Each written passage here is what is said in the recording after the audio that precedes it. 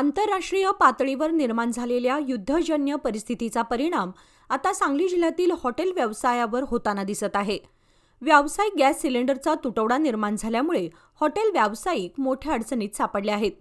गेल्या काही दिवसांपासून सांगली शहरासह जिल्ह्यात व्यावसायिक गॅस सिलेंडरचा पुरवठा विस्कळीत झाला आहे.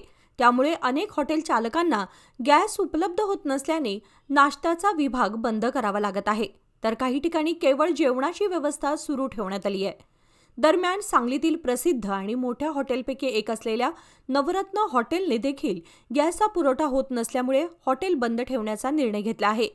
गॅस टंचाईमुळे आता हॉटेल व्यवसायावर मोठा परिणाम होत असल्याचं चित्र आहे. हॉटेल व्यावसायिकांनी जिल्हा प्रशासनाकडे व्यावसायिक गॅस सिलेंडरचा नियमित पुरवठा सुरू करण्याची मागणी केली आहे. गॅसचा तुटवडा तातडीने दूर झाला नाही तर आणखी हॉटेल बंद पडण्याची शक्यता व्यक्त केली जात आहे.